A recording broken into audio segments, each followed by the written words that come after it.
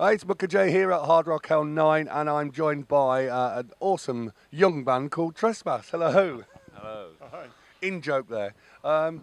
Yeah, well, let's just talk about that first. Straight in. Formed in 1979, I was 3, and I was still scratching my nappy. You've been going a long time. Yeah. How many of you are the original lineup? Dave and I from the original lineup. Yeah. That's why you're the greyer ones. And yeah. Full of that's right. compliments. The That's others 2. The others are going grey. From being in the band. Quicker than they would have done. Yeah. Basically formed in sort of '79. From pretty much from scratch. Our first recording, late '79, was what went on to be the One of These Days single, which was part of the new Overbridge heavy metal, really, which was taken up by Neil Kay, and he played it a lot at the Soundhouse.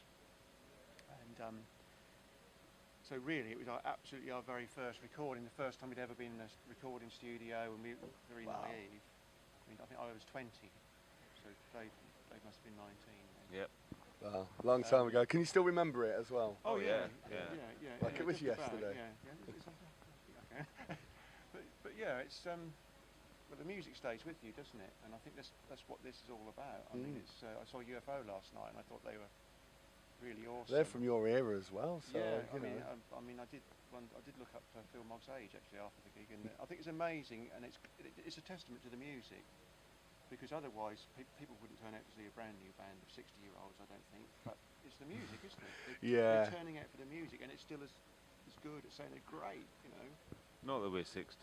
No, you're not quite You can't be far off it though. But, Enough. That's third compliment to the. yeah, he's good, this bloke. But no, it's about the music. I mean, obviously we wouldn't be doing this if there wasn't any interest at all, but there is. Yeah. From all over the world, we've sent material out, literally all over the world, and it's great. And we're really enjoying it. But we are also working on some new material. Awesome. Which is an interesting experience after such a long break, and having had other bands and done various other musical projects. But we've brought in some younger guys. Younger. So you said young and then changed to young.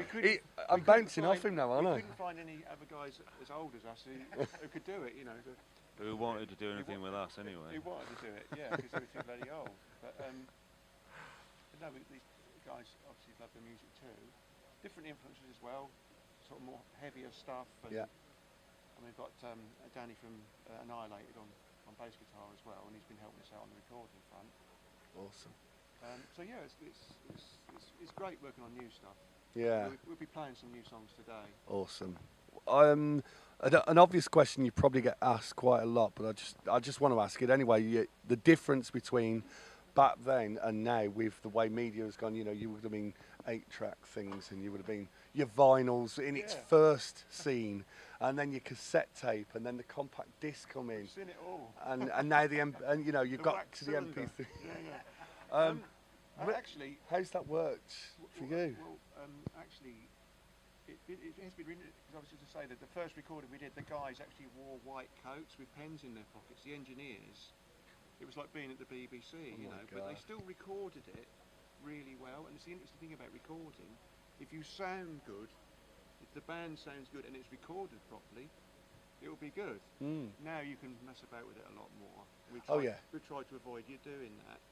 People can't tell what's real from what's. It's the same in movies as well, really, isn't it? The whole Try the whole acting thing.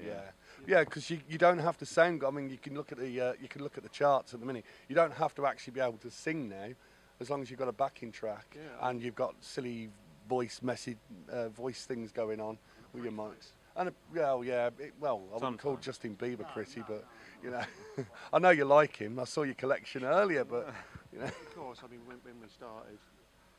We did it in a really traditional way. In a way, we recorded a single. Really, you know, we all chipped in some money and recorded it, and it. Well, for one reason, it was just a good song, I think, without blowing our own trumpets. And it just, you know, it caused a wave of interest within the new wave of British heavy metal, which has just sort of started up. Yeah. And for one reason or another, Trespass missed out on making an album at that time. Which is one of the reasons we re-recorded what we thought might have been the album we would have done. Yeah. With and that's really spurred the whole thing, So the songs stand up, I think, anyway.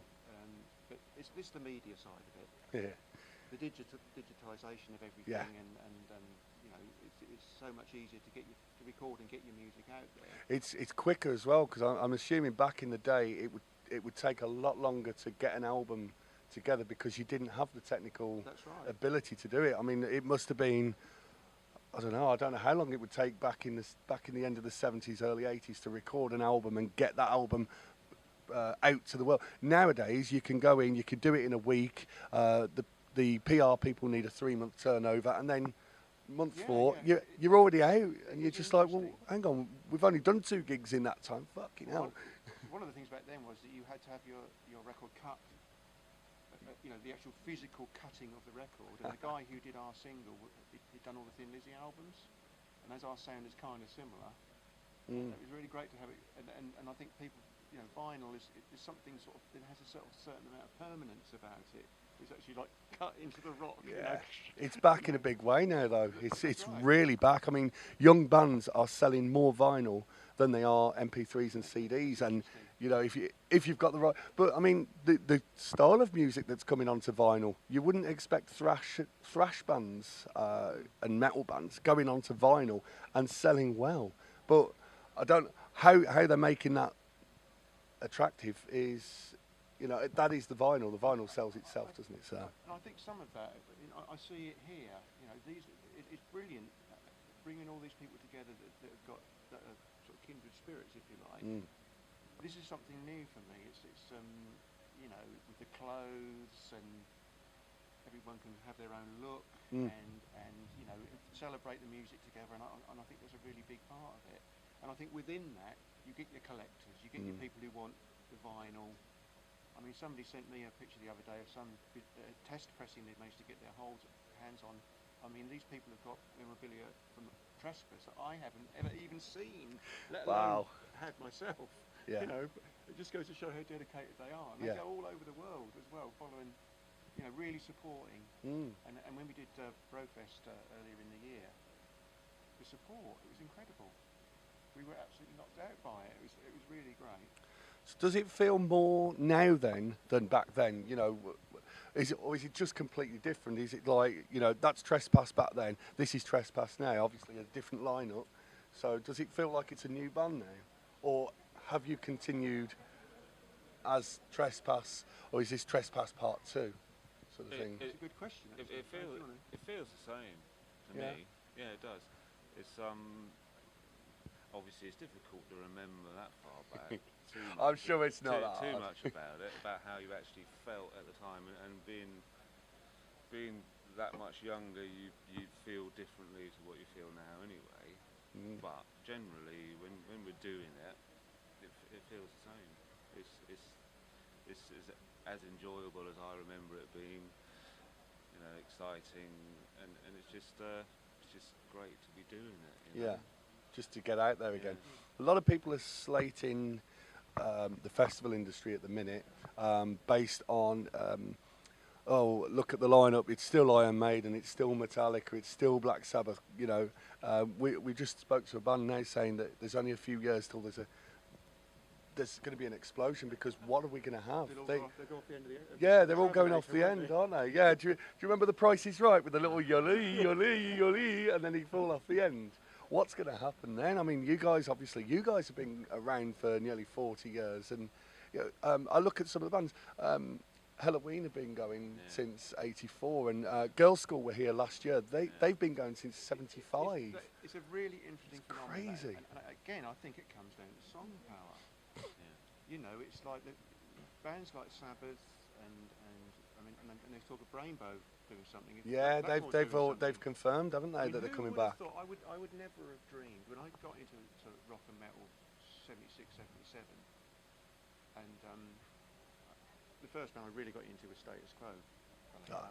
But at that time they were one of the British rock bands, and I would never have dreamed as a 16-year-old that they would still be anything like, even still alive, let alone going now.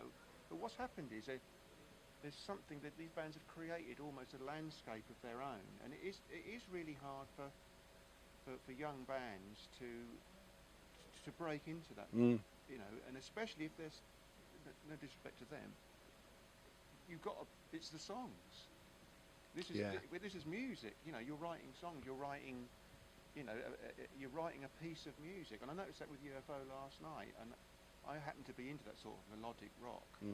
But they've really got that sound. They really create an actual piece of music that has some longevity, and it's difficult for other people to get in the gaps between. I think that's part of it. It's just the established. I also thought, as you were saying that, and I've never really thought of it before, but I look around at Hard Rock Hell this weekend, and everybody who's here, you'd probably be hard struck to find somebody under 30. So most of the people here are from the 70s and 80s music era, and I forgot that, and I come here every year, and I never really thought of that. So maybe it's not just the bands of old that have established that, but it's the fans. The attitude of the younger fans is it's all about the hip hop, it's all about the pretend music with the effects on them. And maybe there isn't a younger crowd, and maybe that's why the younger bands can't do it. Well, I think because you look at the people here, they're so much older. Especially with metal and rock music, I think a lot of kids basically want to be into music that their parents hate. Now, your granddad could be into Sabbath, and your dad could be into Metallica. Where do you go? Where do you go? You know, you've got to offend them somehow. So it's either form a new band yourself, and shit on stage or something.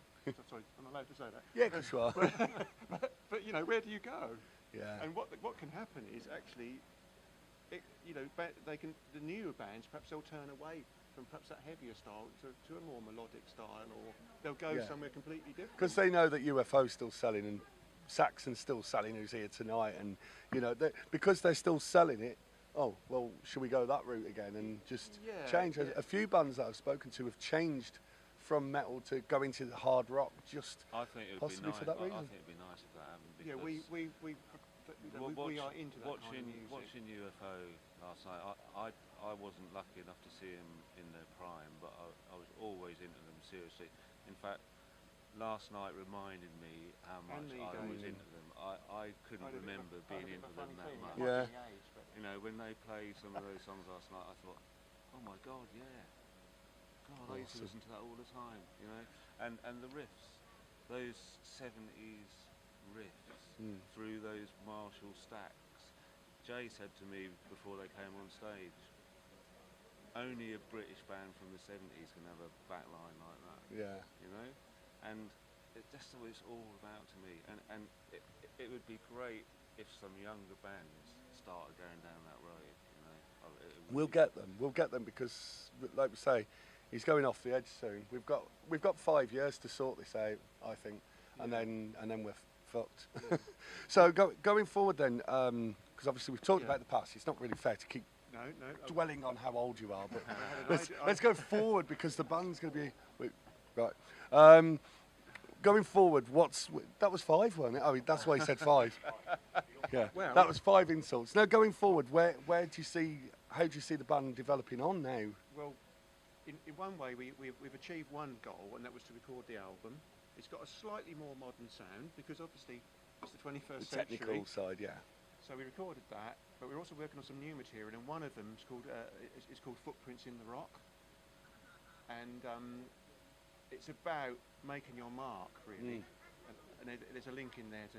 I happen to be into paleontology, so right. Dinosaur footprints in the rock, and it's about what you've been talking about, because that Marshall sound, for instance, that's a footprint in the rock. Once you've got that, if you want to be in a metal band or a rock band, you've got to have that sound. Otherwise, you're going somewhere else. It's a different kind of music. And so, you know, we've got new material coming through. I have been writing some stuff with a more sort of green aspect as well, because you know, when you're writing this kind of material, I mean, I quite like science fiction and fantasy and stuff like that as well, but there are some real things happening in the world that need to be sung about as well, even from old guys like us. You've got enough you can think of. Yeah, and I'm actually doing it and knowing in your heart that there is a band and a machine and a vehicle to get it out there. there inspires you more. So I have been writing. I've got a lot recently. I've got some really good stuff, and Dave's written some lyrics as well pretty much for the first time. Awesome. So it's interesting to hear someone else's perspective as well. And so Paul's been doing all sorts of work. Because just want to mention Paul, because one of the things about Trespass, we use a lot of harmony lead work. So we've added an extra guitarist into the lineup to enable us to fill the sound and still have the harmony lead as well. And it's about creation, a bit of a soundscape. It sounds a bit poncy, but basically, it's quite important to get that sound. It's a signature, though, isn't it? Everybody's got a signature. The first chord of an AC/DC track, it's AC/DC and Black Sabbath. Yeah. They own what they do. So again, it's like what you say. It's your footprint. You've made that footprint. They've owned that. Yeah. Any Australian band comes out, you just go, oh, it's AC/DC. And they often do sound remarkably similar, don't they? They do. It is influences. Yeah. I mean, Airborne's the obvious one. They played here last year, but it just close your eyes. You're listening to AC/DC.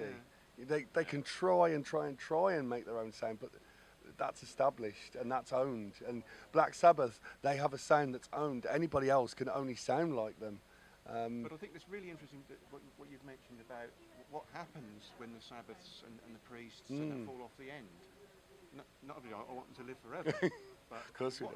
What is going to happen? Oh, it's hard. I mean, we're seeing we were just talking to a band, and I talked to them off camera for another 40 minutes afterwards because we just got so into it, and it's just like there is a void. I've got 2 minutes left. Okay. So there's the lower end, the bands that are trying to build their way up. There's the top end that are just going, well, yeah, we'll carry on playing if you carry on paying us. There's that middle ground, there's that middle bit. They just can't get there. In some ways, it is down to the industry because obviously they want bums on seats. They're afraid to go for somebody new. They can't pull everybody in. Yeah. So, yeah. So maybe there needs to be some sort of concerted effort by the industry to support up-and-coming bands. Well, it's either that or we're going to have a 2-year black hole. And then it will happen. And then we're going to, for my word I've been using on TBFM, we're going to evolve. That's my word of the. That's my word of the year. Evolve, yes. So there's either going to be something happen. This is my biggest concern. It's what I keep talking to bands about at the minute. What the hell is going to happen in this industry? It's good that bands like yourself are coming back. It's good that UFO are writing new material, and they're all writing material, but they've only got 2 more albums. You might have a few more. You've still got a few years on the others. Yeah. See that we can take that one back, can't we? Yeah. Although you have got 150 years between you. I've just been calculating it. So, anyway. On that note, just give us I'm sure back in the day you didn't have internet, but now you've got internet. Have you got website addresses you can give us? Yeah, the website's trespassband.com. That's Trespass with 1 S, not 2. With 1 S, with 1 S. Yeah. As in trespass, don't trespass here or forgive us our but 2 S's at the end. 2 S's at the end. That's going to confuse everyone. So, and we've got on Facebook as well. Yep. And it's awesome. iTunes and all. Yeah, we're this there. is why you brought the younger boys in, because you were like, computers? Exactly. The last time when we first saw a computer, they were the size of a room. Yeah, I got fed up of carting those stone tablets around, Yeah, hammer and chisel, doing it all that way.